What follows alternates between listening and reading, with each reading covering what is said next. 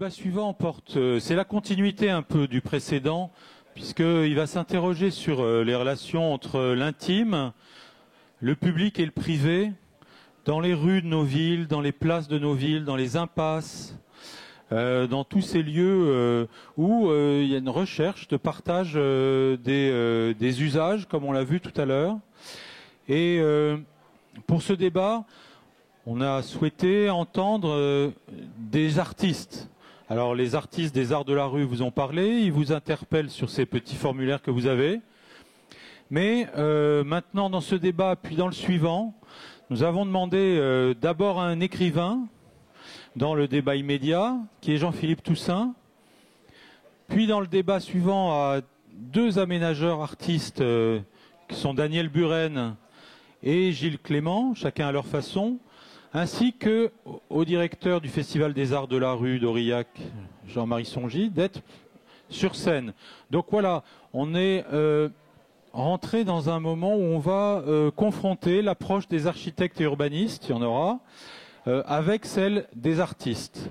Alors, avec Jean-Philippe Toussaint, il doit être dans les parages, je suppose, qui va s'approcher. Où est-il, Jean-Philippe? Vous pouvez vous rapprocher de la scène, avec une anthropologue urbaine architecte qui est Alessia Debiaz, avec deux architectes, Olivier Brochet et Nicolas Soulier, et avec un élu bordelais encore. C'est important que le politique soit un peu soumis à la question, à Agora. C'est Fabien Robert, l'adjoint chargé de la culture. Alors on les attend, mais voici déjà. C'est sympa. Ben non, on voit l'espace, regardez. Alors, Jean-Philippe, installez-vous là. On va mettre Alessia à côté de vous, peut-être, et puis les deux architectes, puis je garderai l'élu à côté de moi. Voilà. Alors,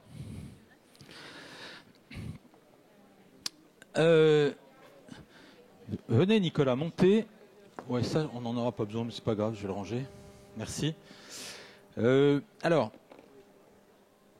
ce qui nous a intéressé, c'est de confronter, plus exactement, on s'est rendu compte que nos questions sur l'espace public, et alors adoptons le mot, même si on nous a dit tout à l'heure, ce qui est vrai, c'est que c'est une expression récente, et que jusqu'à une époque, en effet, d'il y a 30 ou 40 ans, on ne disait pas espace public, on disait rue, place, etc., etc.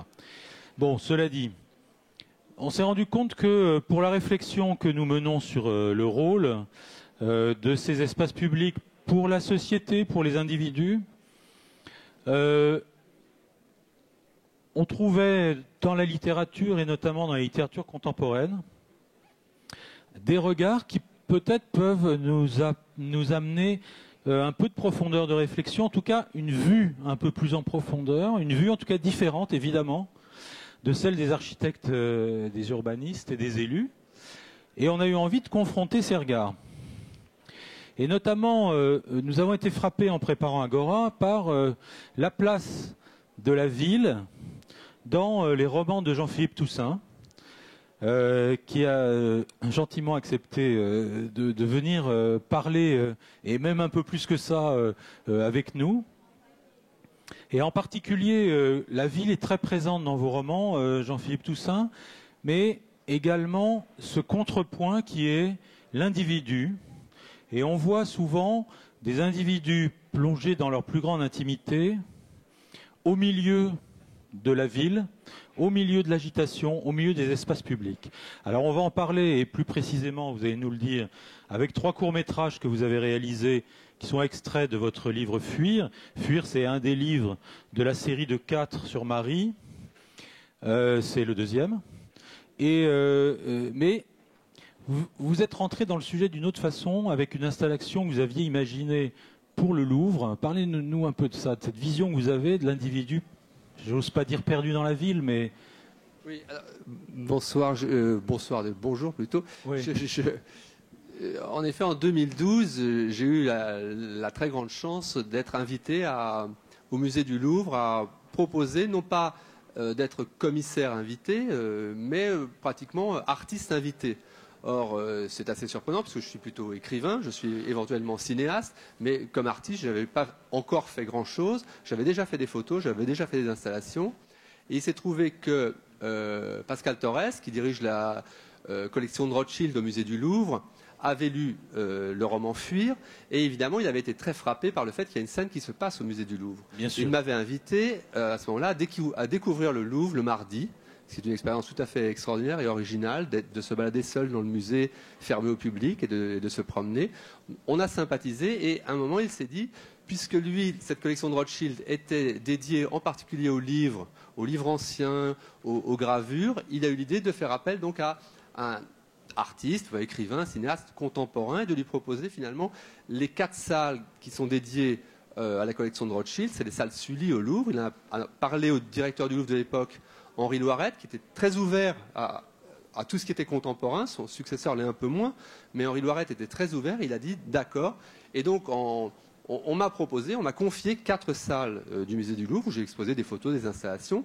Mais aussi, Henri Loiret, le directeur du Louvre, m'a dit, vous êtes cinéaste, je voudrais aussi que vous fassiez un film spécialement pour l'exposition. Et donc, on en vient à ce film-là, qui a été réalisé spécialement autour de 2012 et qui a été montré dans la salle audiovisuelle sous la pyramide, donc en permanence. Et ce projet, lorsqu'on a préparé, lorsqu'on a parlé d'Agora, je me suis rendu compte qu'il y avait une sorte de point commun de chacun des fragments. C'est-à-dire, en fait, c'est un seul court-métrage dans lequel il y a 3 fragments. Le film dure une dizaine de minutes, 13 minutes. Et en fait, je me suis rendu compte qu'il y avait à chaque fois, dans chacun des épisodes, une sorte de coïncidence, de collision entre l'intime et le public. C'est-à-dire qu'en fait, à chaque fois, il y a des choses qui normalement sont du ressort purement intime ou privé, qui ont lieu dans l'espace public. Et donc je me suis dit, ça peut être une très bonne introduction à ce débat. Tout à fait. On va charger le film pour pouvoir le diffuser. Juste un mot. Cette situation de l'individu dans la ville, dans le public, elle est événementielle, occasionnelle, parce qu'il arrive des choses extraordinaires, exceptionnelles à vos personnages, à vos héros, ou est-ce que vous avez le sentiment que plus généralement nous sommes des individus seuls parmi la foule? C'est-à-dire que comme écrivain, je dirais que peut-être par rapport aux architectes, je serais plus spécialisé dans le privé ou dans l'intime, mais en même temps le public est aussi ouvert, et ce qui est de la liberté de l'écrivain ou du romancier, c'est peut-être justement de pouvoir télescoper ces 2 espaces. Et dès lors que la première scène, c'est le film est lancé, là je vois qu'il démarre. Il attend votre feu vert. Ah, il attend mon feu vert, très bien. Il ne bouge plus, parfait. Non, il ne bouge plus. Et donc, qu'est-ce que vous avez fini votre phrase? J'ai fini ma phrase et je dis que le premier épisode qu'on a tourné au Louvre, juste une chose encore magnifique, c'est qu'on a pu tourner au Louvre un mardi. Là aussi, l'espace est complètement désert, ce qui en effet n'est pas très réaliste. C'est quelque chose de mental aussi. Ça, on reviendra sur cette question-là. Il y a l'espace privé, il y a l'espace public, mais il y a l'espace mental.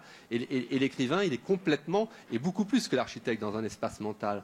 Et donc, ce premier fragment, c'est quelque chose de très intime, puisque Marie, l'héroïne des romans, apprend la mort de son père dans un lieu public. Voilà. Et puis, à chaque fois, il y a quelque chose qui, normalement, ne se fait pas dans des lieux publics, qui se font plutôt dans l'intimité. Mais là, comme romancier, je les ai exposés et montrés à tout le monde. Alors, allons-y, lançons le film, on va voir.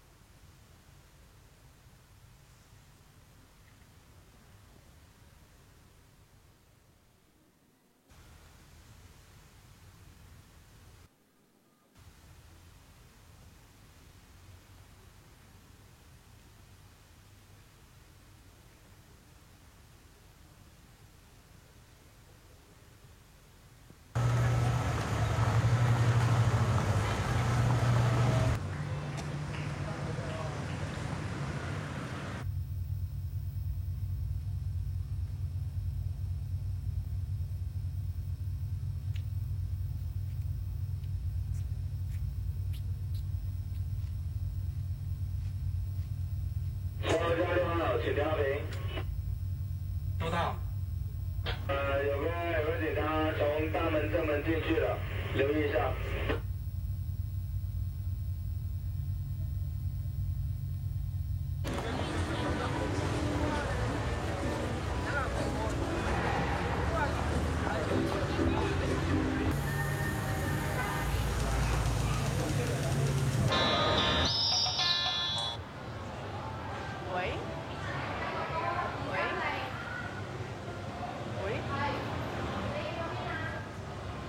有事，哎，等会儿吧。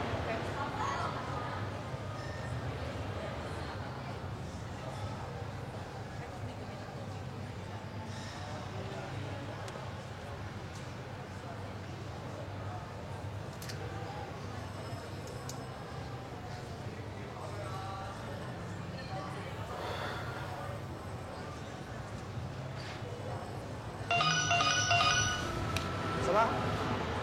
走吧。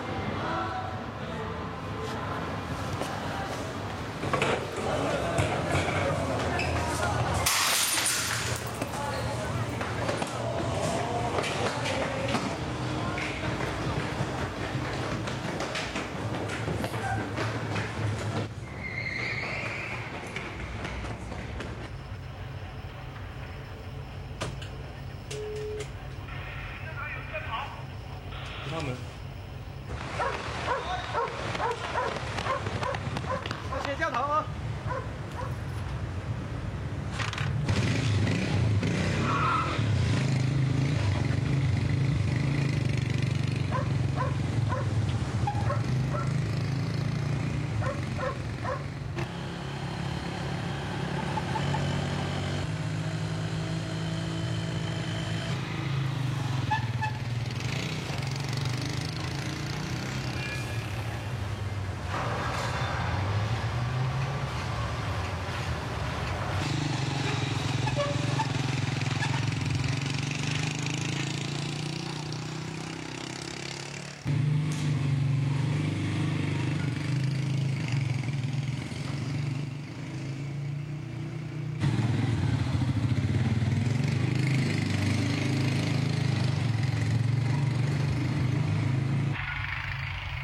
真的，看。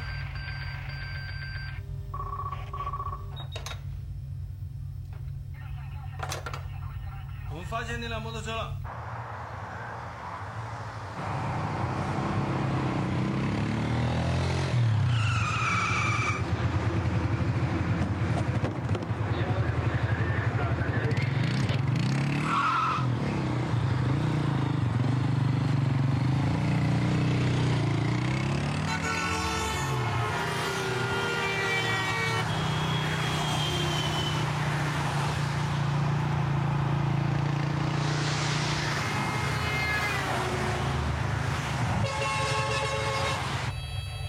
摩托车在那儿，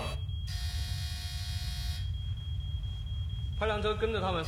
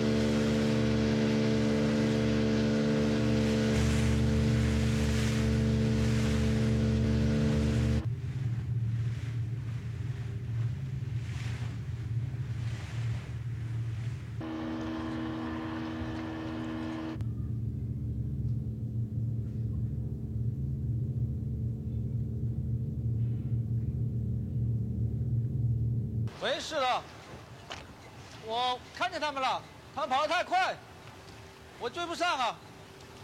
他们朝海那边跑了。好好好，我知道了。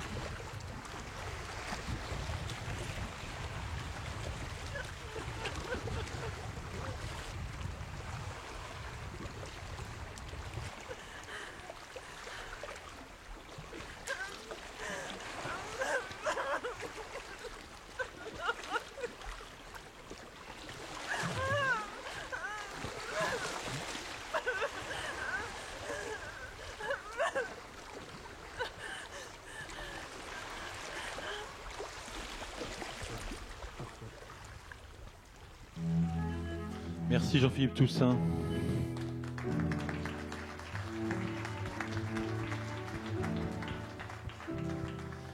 Ce fragment qui donc n'avait été montré effectivement qu'au Louvre pendant votre installation, mais qui en effet colle très bien avec ce qu'on essaye de dire, ce qu'on a commencé peut-être un peu à dire. Alors bien sûr, avec votre approche sensible, celle de l'écrivain et cinéaste, l'artiste, mais on voit. Enfin, moi, la question qui me vient, bon, on en a déjà parlé, mais cette collision dont vous parliez, vous dites qu'elle est le fait de l'auteur, de l'écrivain, mais est-ce qu'on n'est pas, malgré tout, tous confrontés en permanence à cette réalité quand on est dans la ville? Vous avez écrit des textes aussi où vous parlez de marches sur des trottoirs qui évoquent des souvenirs d'enfance. Est-ce qu'on n'est pas en permanence au plus profond de nous-mêmes, au milieu des autres? Bien sûr, mais je pense que le souligner, l'isoler, le montrer, c'est proposer une image artistique. Je reprends ces 3 images. Apprendre la mort de son père au téléphone. Si on est seul et qu'il n'y a pas de témoin, on est plus dans quelque chose, je dirais, d'intime, de douloureux, de réservé. Mais si on voit quelqu'un, j'imagine avec cet espace public, j'élargis, qu'on voit quelqu'un pleurer dans le métro, il y a tout de suite quelque chose de romanesque. On croise quelqu'un qui pleure dans la rue, normalement, c'est pas l'endroit où pleurer. La mer n'est pas l'endroit où on pleure. C'est une image artistique parce que elle pleurait dans la mer, qui est la dernière phrase du livre Fuir, c'est-à-dire que ce n'est pas le lieu approprié ou le lieu normal. Enfin, ça pourrait, la preuve, ça arrive, mais il y a tout de suite quelque chose de décalé et que je dirais les écrivains ou les cinéastes recherchent, parce que ça fait une image forte. De même de s'embrasser lorsqu'on est poursuivi par la police avec une voiture de police à 20 mètres. À Pékin. Je ne sais pas comme vous, mais moi, c'est assez rare que je le fasse dans la vie de tous les jours. Mais bon, c'est... Oui, mais ce que je veux dire, c'est que vous attirez notre attitude, enfin moi non en tout cas, mais c'est tout ce que je voulais dire. Oui, vous voulez attirer notre attention sur un aspect de la condition humaine. Oui, en fait, comme écrivain, je suis toujours à la recherche d'images fortes. C'est-à-dire qu'en fait, je n'aime pas expliquer une situation et développer tout ce qu'elle peut avoir de symbolique ou de psychologique. Je préfère que ce soit une image qui n'en dise pas plus, de créer l'image, de montrer l'image, et que chacun puisse voir tout ce qu'il y a de sous-jacent, de psychologique, de symbolique, de ça. Donc, je suis toujours à la recherche d'images qui peuvent, en effet, donner une image de notre monde. Et c'est vrai que ça m'intéresse beaucoup d'être un écrivain contemporain ou de montrer, par exemple, cette scène qui se passe en Chine. Ça m'intéresse de donner un regard sur la Chine. Le fait d'avoir réussi à tourner dans ces salles de surveillance de la police en Chine, la Chine n'est quand même pas un modèle de démocratie, et j'ai quand même réussi à mettre la caméra dans un vrai commissariat avec des vraies caméras de contrôle. Donc tout ça, j'ai réussi, je dirais, à capter un peu le monde d'aujourd'hui. Et pour en revenir au débat, c'est-à-dire de mélanger ce qui est intime et qui normalement devrait être de notre propre ressort et privé, complètement privé, et finalement de le mettre dans l'espace public, ce qui crée, comme on l'a dit, une collision, un court-circuit, une image qui va faire réfléchir ou qui va en tout cas saisir. Alessia Debias, vous voulez réagir? Vous avez un micro à côté de vous. Donc je l'ai dit tout à l'heure en vous invitant à monter, vous êtes architecte, mais également anthropologue urbaine. Vous dirigez le laboratoire d'anthropologie et d'architecture, ou d'architecture et d'anthropologie, vous savez que je me trompe à chaque fois, le LAA, à Paris, à la Villette. Quelle est votre réaction à cette approche de Jean-Philippe Toussaint? Ma réaction, bonjour à tout le monde. D'abord est sensible, je suppose, et émotionnelle. Oui. Ce qui m'intéresse dans les images, mais aussi dans le travail de Toussaint, qui est absolument magnifique, merci. Parlez plus près du micro. C'est le travail empathique, dans le sens que ce qui est intéressant dans un maître, dans l'intimité au regard de l'espace public, ce n'est pas du tout d'en faire une polarité. Parce que ce n'est pas la polarité de l'espace public. L'intimité a à faire avec l'espace public, elle a à faire avec l'espace privé, donc ce n'est pas une polarité. Mais c'est le mettre au regard de l'espace public, ça relève de l'empathie. Et donc, qu'est-ce que c'est l'empathie? Dans le sens que la question, c'est qu'est-ce que les images qu'on a vues et nous font ressentir, et qu'est-ce que veut dire essayer de se mettre dans la peau de l'autre. J'ai croisé vraiment quelqu'un il y a 3 jours qui pleurait dans la rue. C'est un moment dans lequel on a une empathie. Dans le sens que c'est quelque chose qui advient. C'est pas la même chose quand 2 personnes s'embrassent ou des choses comme ça. Et je trouve que cela n'a rien à voir avec l'urbanisme. L'intimité dans l'espace public, c'est quelque chose qui a à faire avec nous, les hommes, et ce n'est pas une question simplement de forme d'espace. Bien sûr, c'est pas une question de forme, mais c'est une question de situation peut-être. Mais la situation, c'est le croisement entre un lieu, un temps et des personnes. Donc, ce n'est pas simplement un lieu. Sûrement, mais justement, moi ce qui me frappe, Jean-Philippe Toussaint, dans vos sites de mise en situation de personnages, c'est qu'ils sont toujours en visibilité. Là, c'est par exemple la police qui les regarde par l'intermédiaire des systèmes de surveillance, ou alors c'est l'espèce de garde du corps chinois qui a un rôle un peu louche, qui les regarde, ils s'embrassent, ils sont sous le regard de ce type, balèze. Il y a toujours cette mise en visibilité. Oui, il y a comme un lien avec presque l'invisibilité, ou en tout cas une sorte d'abstraction du monde extérieur. On a l'impression qu'ils font, les actions sont faites comme s'il n'y avait pas d'espace public, comme s'ils étaient dans un espace purement intime et purement privé, ce qui d'ailleurs est possible puisque l'écrivain imagine tout dans l'intimité de son esprit, de son cerveau. Donc c'est assez normal que moi, comme écrivain, je propose des images qui soient mentales, qui soient privées. Mais en même temps, comme j'ai quand même vaguement envie de parler du monde contemporain et du monde dans lequel je suis, je me sers et j'ai envie, comme vous l'avez dit, faire l'amour. J'ai eu envie de parler de Tokyo, de parler, et donc je m'en sers. Tokyo apparaît comme les lumières de Tokyo, c'est un décor. Tout au début de Faire l'amour, qui est le premier livre de la série, en effet, les personnages voient et sont vus à travers les grandes vitres, c'est ça? Absolument. Il y a aussi, c'est une scène c'est la dernière fois qu'ils font l'amour ensemble. Enfin, c'est une scène d'amour déchirante. C'est la dernière fois qu'ils font l'amour.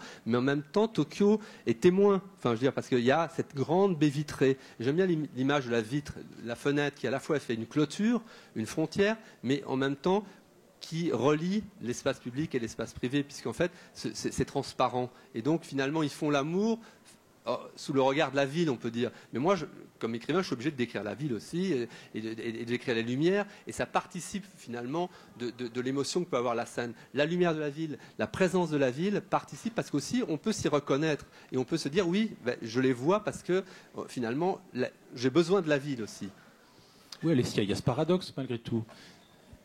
Oui, je nie pas que la forme de la ville n'a rien à faire. Mais... Et parlez plus près du micro quand vous dites du bien de Jean-Philippe. Oui. La question, ce n'est pas que la forme de la ville ou la ville elle-même n'a rien à faire. Je disais simplement que cette empathie, je ne sais pas, le moment dans lequel on voit quelque chose advenir, déjà il faut le reconnaître. Donc c'est quelque chose que je trouve hyper intéressant, cette forme de reconnaissance, donc qui est quelque chose qui a à faire avec nous-mêmes, dans le sens qu'on a connu quelque chose, on la reconnaît dans les autres, et que ces choses-là, souvent, sont en tête-à-tête. C'est-à-dire, c'est là où la ville, oui, c'est un contour. Et la ville, c'est quelque chose qui est l'enveloppe qui tient ce moment très particulier. Je ne dis pas que ce contour-là n'a pas une influence. Peut-être on ne pleure pas de la même manière dans tous les endroits. Ça, je ne sais pas. Mais... quand je parle d'empathie, c'est vraiment quelque chose qui a à faire non seulement avec les autres, avec lesquels on instaure. Du moment que l'autre fait partager son intimité, je pleure ou je m'embrasse ou j'embrasse quelqu'un, etc. On fait partager sa propre intimité avec les autres. Et c'est à ces moments-là que la reconnaissance a lieu, mais on peut avoir une grande intimité aussi avec une ville. Donc c'est un rapport, alors là je ne sais pas si je l'ai... Oui, disons que oui, c'est une empathie avec une ville et dans laquelle, dans certains endroits, on peut avoir cette articulation d'échelle qui est très intéressante entre sa propre biographie et une biographie plus collective, dans le sens qu'on se sent partie d'une histoire et en même temps cette grande histoire et aussi ma vie personnelle. Donc tout le jeu de l'intimité est cette articulation d'échelle, est quelque chose qui nous renvoie à nous-mêmes, mais nous renvoie aussi à une collectivité. Souvent, quand quelqu'un pleure, on se regarde autour. Est-ce qu'il faut faire quelque chose? Et peut-être rien du tout, être là, par exemple, simplement. Mais ça, c'est très intéressant comme type d'expérience aussi. Et relié au temps présent aussi, relié au contemporain. Oui. Comme écrivain, c'est sûr que c'est important pour moi de parler du monde d'aujourd'hui. Je ne veux pas être enfermé dans l'intime et le privé, même si finalement c'est les questions qui m'intéressent le plus, les questions intimes et privées. J'ai envie aussi, d'une certaine façon, de montrer le monde d'aujourd'hui, le monde contemporain, qui n'est pas le même qu'il y a 50 ans. Et donc, je ne m'intéresse qu'au privé, mais j'ai besoin complètement de regarder, de lire et de retranscrire le monde d'aujourd'hui. À commencer par le rôle du portable, Voilà, le portable. qui est une espèce de métaphore de l'intimité qui se révèle à tout moment, mais sous le regard des autres. On en parlait un peu tout à l'heure avec les sociologues. C'est une situation dans laquelle vos personnages se retrouvent. Absolument, le portable, j'y ai réfléchi vraiment beaucoup. C'est un objet que je déteste Oui, vous personnellement. détestez téléphoner, n'est-ce pas? Voilà. Mais comme romancier, je me suis vraiment penché sur la question. Et je me suis rendu compte qu'il y avait un usage romanesque totalement nouveau qu'on pouvait faire avec le portable, c'est quelque chose qu'une sorte de qualité d'ubiquité, c'est qu'on peut être totalement à deux endroits à la fois. Et il y a une scène où ils sont à la fois, c'est-à-dire les personnages, sont à la fois en plein jour au musée du Louvre, Marie est au musée du Louvre en plein jour, et le narrateur, son compagnon, est en Chine dans un train de nuit. Et en fait, c'est exactement sur le même plan, puisque les paragraphes se suivent, mais à un moment, on ne sait plus où on est. Est-ce qu'on est en Chine? Est-ce qu'on est au Louvre? Et ça, justement, c'est le portable qui le permet, et aucun romancier il y a 50 ans, aurait pu imaginer une scène comme ça. Ça m'intéresse comme romancier de réfléchir à l'usage romanesque qu'on peut faire des objets nouveaux du présent, du quotidien. Ouais. Et dans un train entre Shanghai et Pékin, on ne fait pas d'espace plus public, en quelque sorte, pour être confronté à la douleur de son ami. Ils ne sont pas mariés, mais il reçoit le choc de l'annonce de la mort de Marie, alors qu'il est dans un contexte qu'on imagine chinois et peuplé. Les deux sont dans un espace totalement public. C'est la même chose avec Marie qui apprend la nouvelle au musée du Louvre. C'est une nouvelle douloureuse, intime, privée, personnelle, et en même temps, elle est obligée de le vivre dans un lieu public comme on l'a dit. On a tous eu cette expérience. Et même il y a quelques jours, de voir quelqu'un pleurer, c'est quelque chose de très fort, parce qu'il y a comme un mystère, il y a un romanesque immédiat. On voit quelqu'un pleurer, qui quitte par exemple le débat en pleurant, il y a immédiatement un romanesque qui s'installe. On dit pourquoi pleure-t-elle? On est tout de suite dans la fiction, d'une certaine façon. Oui, et en même temps, c'est un symbole. Moi, je voudrais demander aux architectes comment ils intègrent dans leur approche. On a beaucoup parlé d'approche technique, de art, de dessin, de pas de dessin, de forme, justement, à Alessia. Et c'est vrai que là, ce qu'on voudrait amener, c'est que c'est au cœur et à l'individu et le citoyen. Comment vous prenez en compte cette dimension qui est très sensible, empathique, etc. Oui, Olivier, comment c'est? Olivier Brochet, donc architecte bordelais. L'agence Brochet, la Juste Puyot. D'abord, comment on fait? On ne fait pas, parce que les images qu'on vient de voir, qui sont d'une beauté renversante, nous renvoient à notre appréciation intime, à notre émotion.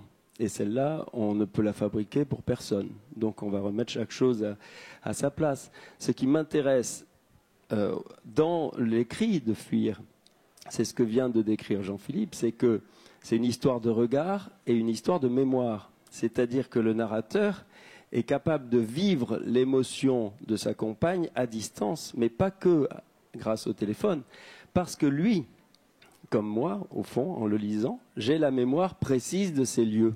Voilà. Donc ça, c'est la mémoire qui permet ce regard à distance, cette communication et cette empathie.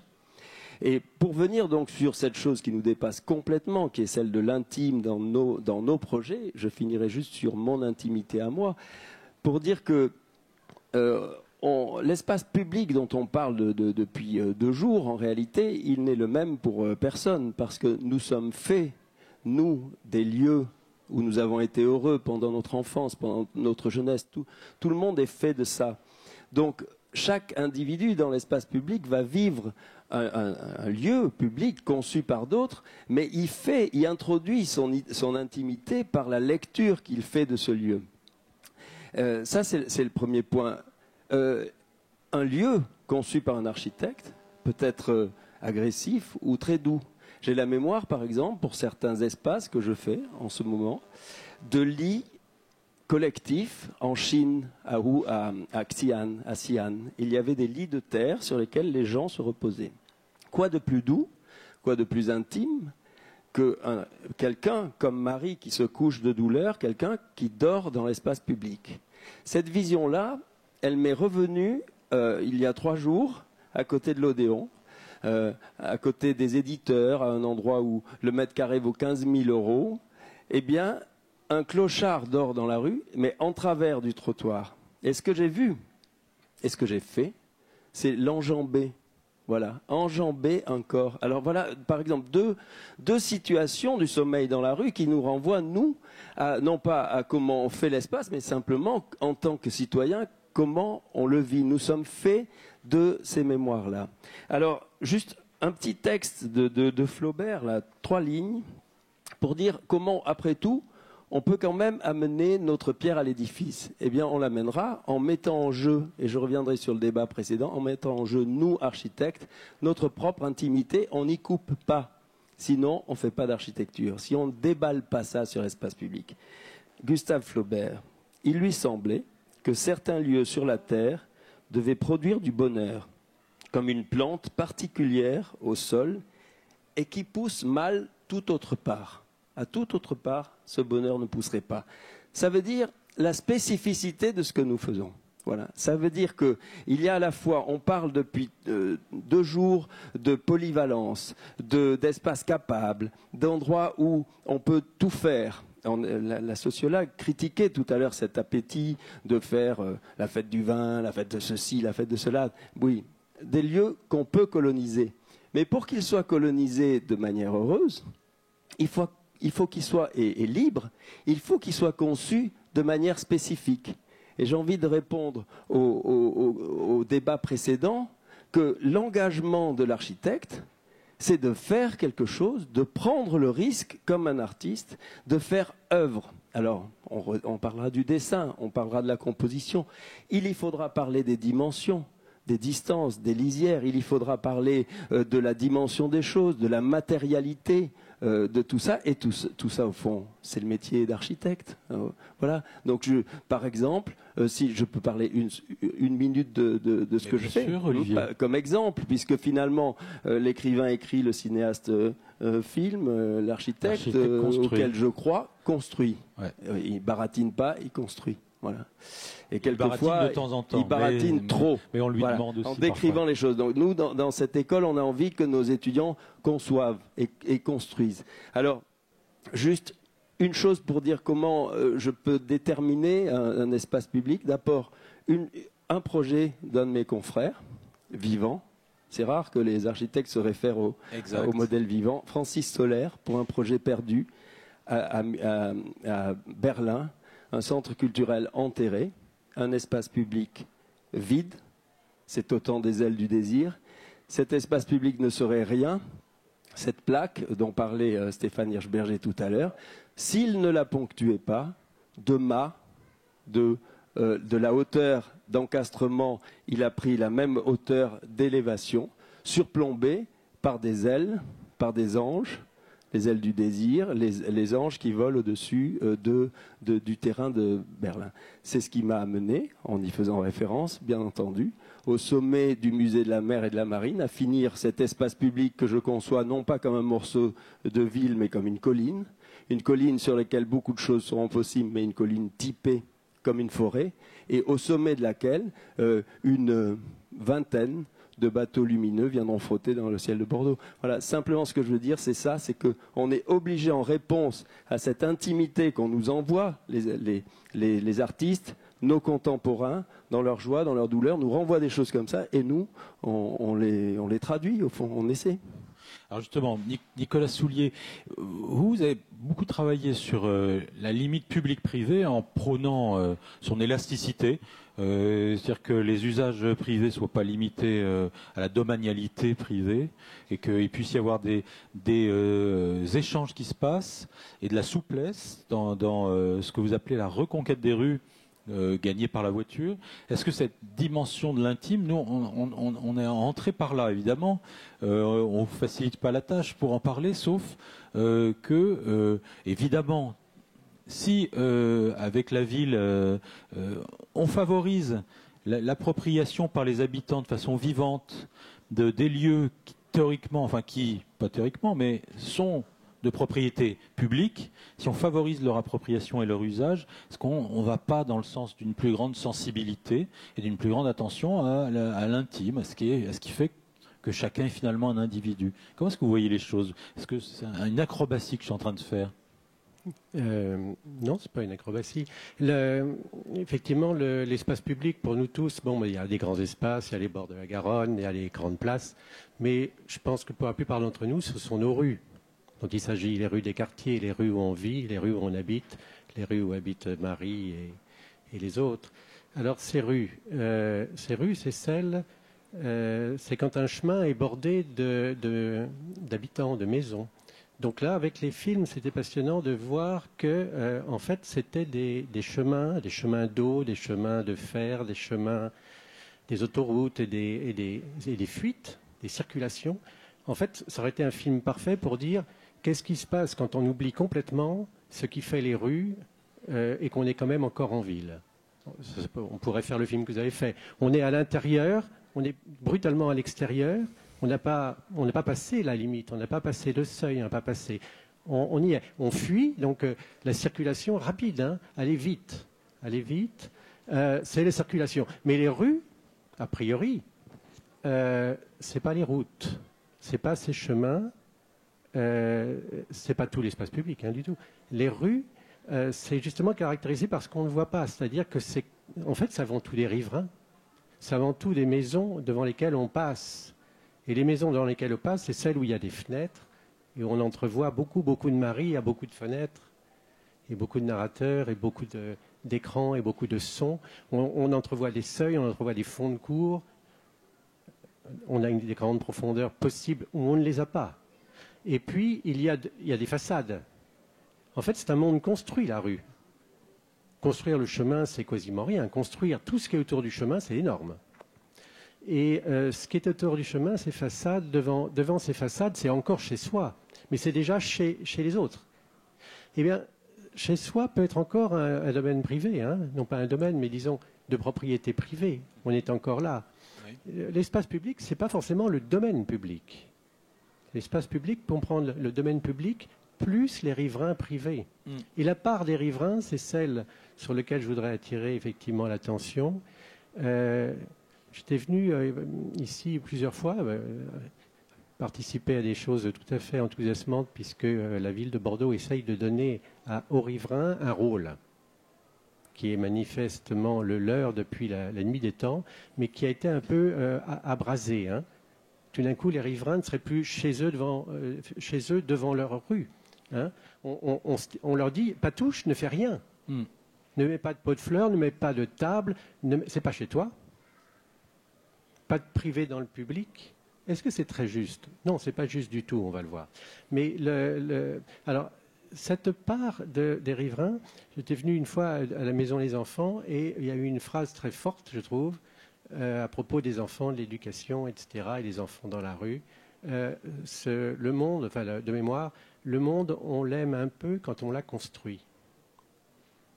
Si on met les gens et les riverains dans la situation où ils ne construisent plus leur rue, ils n'y participent plus, si on fait tout pour eux, bref, comme pour un enfant, hein, si vous faites tout pour l'enfant, vous lui faites son cadeau, vous lui apportez ses trucs, hein, il se passe quelque chose d'assez grave, en fait. On stérilise nos rues. Alors, si par la pensée, on se balade tous dans nos rues en ce moment, vous voyez le nombre de rues sinistres, un peu tristounettes, et sortons de la ville-centre, allons dans les faubourgs. Là, des tas de gens existent. La vie est là, la vie intime est là. Des tas de choses se passent, des tas d'histoires que vos livres évoquent à merveille.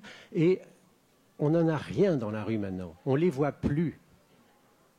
On parle tout le temps de transparence, on voit tout le temps la vie des autres. Ce n'est pas vrai. En ce moment, on voit de moins en moins la vie des autres. On ne la voit plus. Il y a des clôtures bâchées, il y a des haies de tuyas, il y a on passe, il n'y a rien à voir. Il n'y a plus rien à voir. C'est très, très... Donc, je propose, moi, de travailler transversalement, si vous voulez, Oui. sur cette coupure qui nous met qu'en 3 mètres, on passe de l'oreiller de Marie à quelqu'un qui démarre dans sa voiture. Ce n'est pas beaucoup plus, souvent, hein. Et bien, ces 3 mètres-là, il se joue une part essentielle, à mon avis, de l'architecture, d'abord, Oui. de chaque petite chose, et puis de la vie de la ville et de la vie de la rue. Et de la vie de chacun. Et puis, s'il n'y a plus de vie de la rue, il n'y a plus de vie sociale informelle. Et ce maillon de la vie sociale informelle, s'il disparaît, nous plonge tous dans une très très grande solitude qui m'a l'air d'être assez bien dépeinte dans certaines images. Dans certains cas, en tout cas. Vous voulez réagir, Jean-Philippe? Je vous sens non. Ah. Oui, je partage ça tout à fait. Je m'interrogeais aussi sur cette idée de frontière, en fait, la séparation entre le privé et le public peut être matérialisée, imaginée comme une frontière. Et cette frontière peut être plus ou moins étanche, en fait. On peut imaginer soit un blindage, donc ce qui serait une séparation radicale, le privé et le privé, et le public et le public, ou bien du vide, donc rien du tout. Enfin, c'est les deux extrêmes. Mais entre les deux, il y a plein de possibilités. Enfin, moi, je suis pas architecte, mais on pourrait mettre des canisses, on pourrait mettre du bois, on pourrait mettre de la végétation. Enfin, on pourrait mettre plein de choses. Et une des choses intéressantes, c'est le verre. Parce que le verre, comme romancier, moi je suis assez fasciné par le verre parce que à la fois ça sépare complètement les deux et par l'eau ah oui, un rideau d'eau aussi, c'est très beau, un rideau d'eau. Mais le verre, ça permet à la fois finalement d'apercevoir tout ce qui se passe de l'autre côté sans permettre d'y accéder. Juste un mot que je rajouterais, c'est on peut être séparé par le verre, etc. Mais on peut être surtout séparé par un peu d'espace.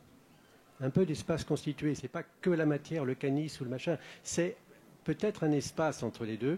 Alors, bon, ce que j'aimerais transmettre, c'est que cet espace-là, c'est peut-être un espace clé de nos rues et de nos architectures habitables, vivantes. Un espace d'ailleurs qui n'est pas, vous voyez, d'une architecture complètement finie. A priori, il va s'y passer des choses. Des plantes vont pousser, des objets vont s'y accumuler, des poubelles vont y circuler, des branchements électriques, on va ouvrir des volets, on va faire pousser une treille, l'arbre va déborder, etc.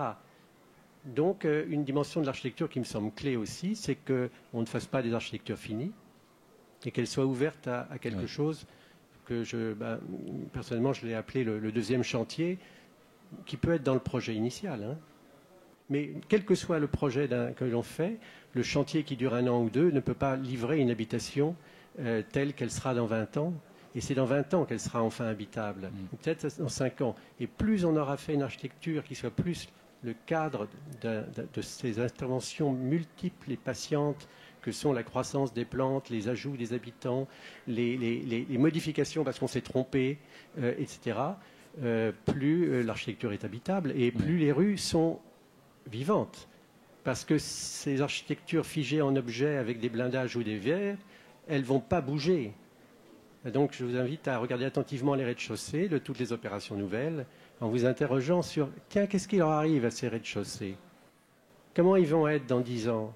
Qu'est-ce qui va se passer? Qu'est-ce qu'on a attendu de... Que fait l'habitant? Et parfois on a des... Et pas regarder en l'air, regarder au ras du sol. On renvoie d'ailleurs... Non, pas au ras, là. Et à essayer de voir les maris et les gens qui habitent. On renvoie notamment, Olivier Brochet devrait dire, mais à la lecture de votre livre, qui est très précis sur les situations possibles et les jeux possibles, qui s'appelle Reconquérir les rues. On trouve chez Mola, évidemment. Oui, Olivier Brochet. Oui, dans le livre de Nicolas Soulier, ces situations sont repérées, identifiées, et elles montrent aussi que c'est un fait culturel. Hein, si les choses ne se sont pas passées de cette manière dans la ville française ou pas si facilement, on y revient, mais on y revient en renforçant le trait de la conception. On a oublié cette notion-là. Et c'est une notion qui a à voir pas tout à fait à l'intime. Je dirais que ça a à voir avec le collectif. Hein, c'est-à-dire, on passe du public au privé par une épaisseur, par une lisière, par un entre-deux que Hermann Erzberger décrit très bien dans ses leçons d'architecture, qui est une façon de se présenter. De se présenter à la ville. C'est une adresse. Une adresse, ça n'est pas seulement une boîte aux lettres et puis un nom sur cette boîte aux lettres ou pire un visiophone qui permet de regarder l'intrus comme dans le film sur la Chine. C'est une épaisseur de transition. Et ce dont Nicolas parle, c'est effectivement des choses qu'on essaie de mettre en œuvre dans tous nos projets actuellement. J'ai déjà parlé de l'intrusion dans le quartier Ginko qui est conçu comme ça, mais sauf qu'il est constellé de grilles qui interdisent, qui réservent cette notion de collectif à la collectivité des colotis ou des copropriétaires. Voilà. Donc la limite ces limites, il faut les abolir dans un quartier qu'on fait à Ris-Orangis. Au contraire, le pied d'immeuble, cette façade dont tu parles, elle est ce lieu de communication et d'échange entre le public qui peut déambuler ici et l'habitant. Mais ça marche à des échelles de copropriété choisie, je dirais. Par exemple, le fait de déambuler, comme on le voit dans ton livre, mais aussi dans beaucoup d'endroits maintenant, on passe sur des coursives ou sur des allées avec les pots de fleurs des uns, les tables des autres, tout ça, cette mise en vitrine de la vie qu'on veut montrer. C'est pas l'intime, c'est la vie justement qu'on sort la possibilité d'étendre sa sphère privée sur l'espace public. Et évidemment, ça peut donner...